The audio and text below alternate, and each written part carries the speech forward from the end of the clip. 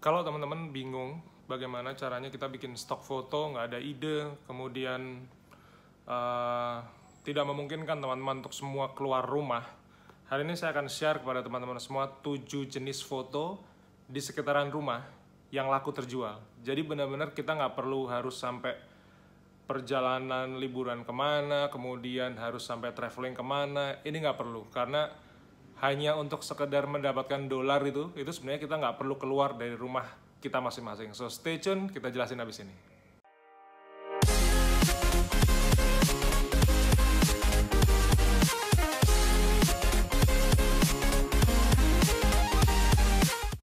Selamat sore teman-teman semua, selamat sore dari rumah saya. Saat ini saya ada di dapur, jadi benar-benarnya adalah di belakang saya ini adalah dapur tempat saya masak untuk kebutuhan sekolah, untuk saya masak rumahan bareng istri saya, untuk saya berkreasi menu-menu masakan yang mungkin bahkan saya jual di Cendela sama 10. Ini berasal dari sudut dapur yang bisa dibilang sederhana, tidak ada kesan luxury dan dapur rumahan lah intinya. Jadi di sini saya benar-benar ada untuk teman-teman semua, meyakinkan teman-teman semua bahwa yang namanya memotret untuk Shutterstock itu bahkan tidak perlu harus sampai melakukan sebuah perjalanan wisata ke luar kota, ke luar negeri, dan lain sebagainya.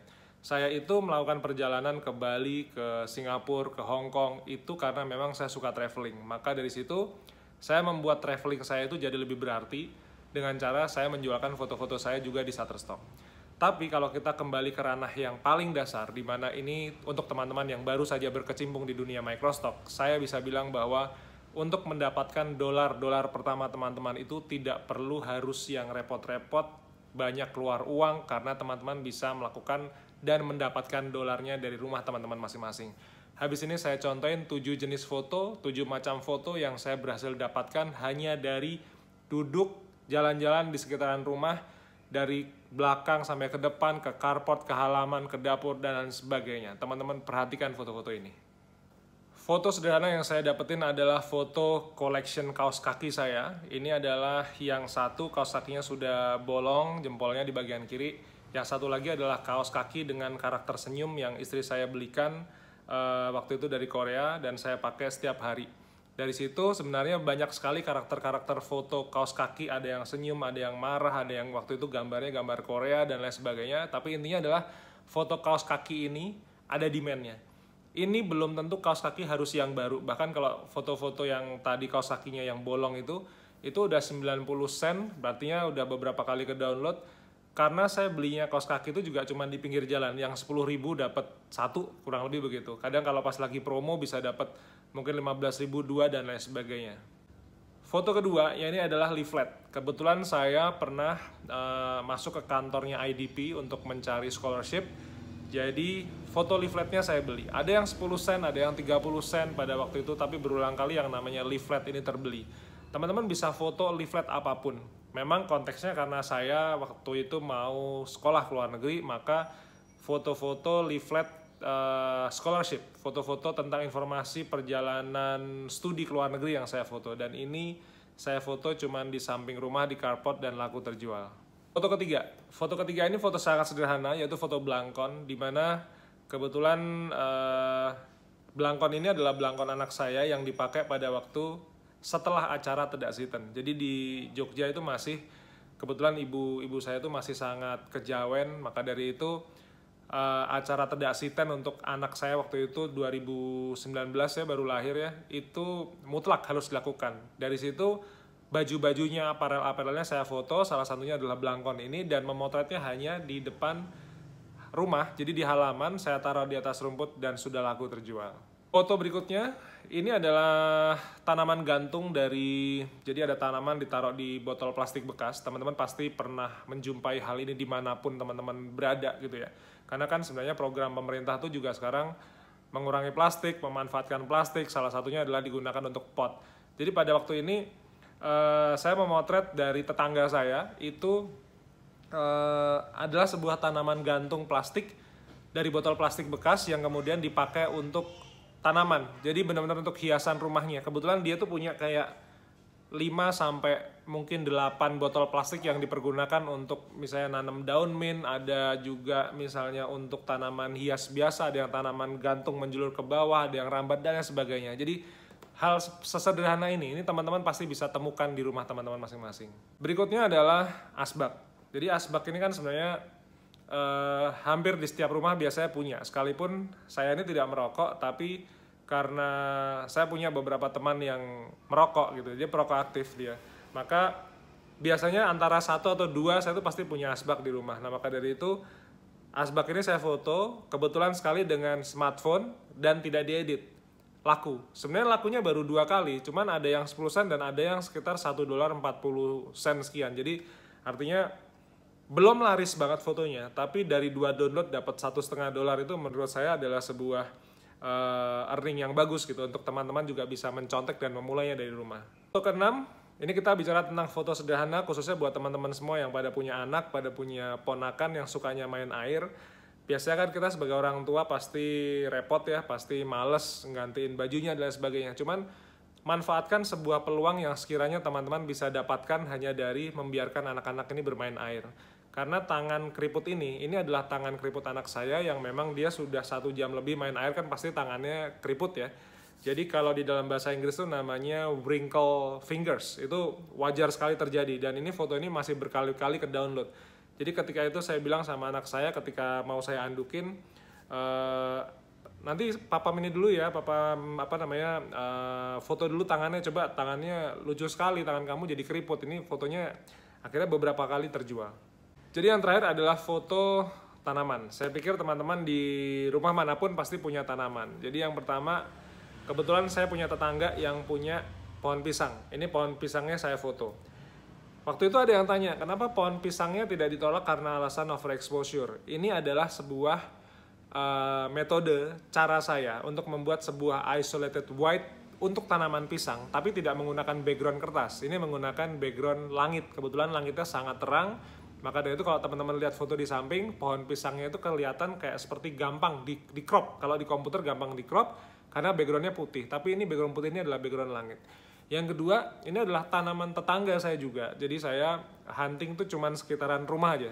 Itu dapat sebuah tanaman yang cukup bagus, di mana menurut saya tanaman ini potensial sekali ketika mau dijadikan sebuah wallpaper untuk orang-orang yang senang dengan botanical, kemudian di handphone atau misalnya untuk presentasi, atau bisa juga untuk backdrop sebuah desain tertentu. Karena di sini sebenarnya mayoritas fotonya itu adalah sebuah daun berwarna hijau yang kemudian ada background blurnya. Jadi ide-ide sederhana seperti ini teman-teman bisa kerjakan dari rumah. Dari aktivitas memotret yang bersifat daily stock ini, saya tuh berharap saya bisa mengencourage teman-teman semua untuk bisa berkarya dari rumah. Jadi entah teman-teman itu adalah kebetulan mungkin sekarang lagi nganggur, pengangguran, misalnya habis ada pemutusan hubungan kerja, atau bahkan teman-teman adalah seorang ibu rumah tangga yang memang aktivitasnya mungkin terlalu menjemukan dari pagi sampai malam. Dari situ saya coba berharap teman-teman semua itu kan punya handphonenya kan pasti ada kamera, di mana kamera handphone zaman sekarang itu jauh lebih canggih daripada smartphone saya yang pada waktu itu iPhone 5 tahun 2012 mungkin, dan itu masih bisa saya pakai berkarya gitu sampai tahun 2019 sebelum saya ganti handphone yang lebih baru.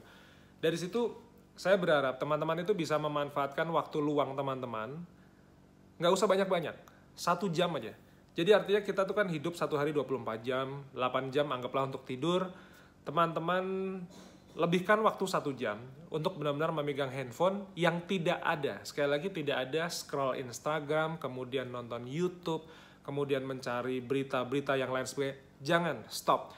Teman-teman manfaatkan waktu 1 jam teman-teman untuk bisa berkreasi menggunakan smartphone teman-teman, kemudian memotret apapun yang sekiranya ada di sekitaran rumah teman-teman. Dari situ saya berharap waktu yang dihabiskan sama, tapi outputnya berbeda. Kalau teman-teman tadi lihat beberapa foto-foto saya, ada yang 10 sen, ada yang $1, ada yang 30 sen, sebenarnya adalah sebuah angka-angka kecil, tapi waktunya penggunaannya sama ketika teman-teman cuma sekedar bermain game online maupun scroll-scroll berita gosip dan lain sebagainya, yang kadang-kadang di dalam hati itu malah justru membuat kita jadi emosi. Misalnya ada yang nyala-nyalain pemerintah, ada yang berantem tentang agama, tentang ras, kultur. Saya pikir Waktu yang kita habiskan sama, tapi kalau kita bisa memanfaatkan untuk mencari uang. Sekali lagi, kuncinya adalah cuma sekedar mencari uang. Masalah perkara besar, kecil, banyak, sedikit, itu tuh perkara belakangan. Tapi dari 10 sen, 20 sen, 30 sen, 1 dolar, 2 dolar, ini kalau dikumpulkan 35 dolar, teman-teman bisa nge-withdraw. Minimalnya di Shutterstock itu kan 35 dolar. Sangat sederhana, sebenarnya sangat memungkinkan bahkan untuk orang-orang yang tidak ngerti dunia fotografi. Saya menulis buku di jualan foto dengan Shutterstock. Ini benar-benar buku basic yang kalau teman-teman baca, teman-teman bisa download lewat link di bawah ya. Ini adalah sebuah kesungguhan saya untuk meyakinkan teman-teman bahwa guys, di foto guys, kemudian dijual. Jadi kita karena bukan influencer, kita tuh kadang nggak bisa cari like di Instagram, mungkin 10 like aja kadang-kadang susah. Saya kebetulan memulai YouTube ini sudah beberapa tahun yang lalu, sehingga mungkin saya punya follower sekarang. Tapi bagaimana kepada teman-teman yang bahkan tidak punya follower dan tidak terkenal? Nggak ada masalah. Di Shutterstock itu bahkan kita bisa memulai terjual dari foto-foto yang bahkan teman-teman belum terkenal. Mungkin foto-fotonya stok fotonya cuma 30, cuma 50, cuma 100. Tapi teman-teman tuh punya sebuah aset namanya fotografi. Kalau teman-teman sudah baca yang level basic, itu benar-benar sebuah pemahaman, guys, jual fotonya guys.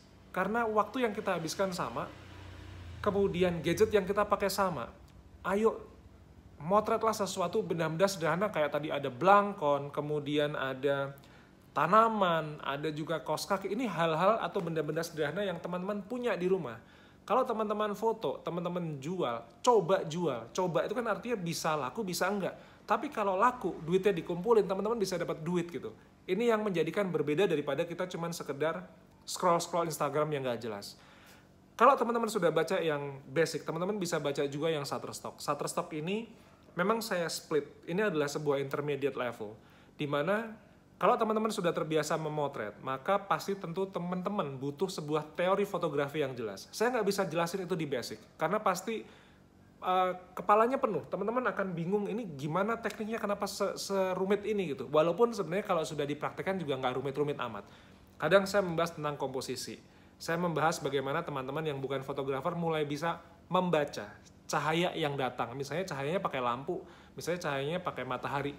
Itu tuh saya perlu ajarin, teman-teman ini cahayanya dari samping sini, teman-teman motretnya kayak begini. Kalau ada bayangan, dikasih kertasnya buat apa? Buat mantulin cahaya, sesederhana itu.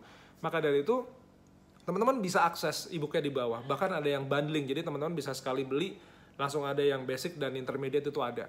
Dari situ saya berharap sekali lagi teman-teman, manfaatkan gadget teman-teman itu untuk berbuat sesuatu yang positif.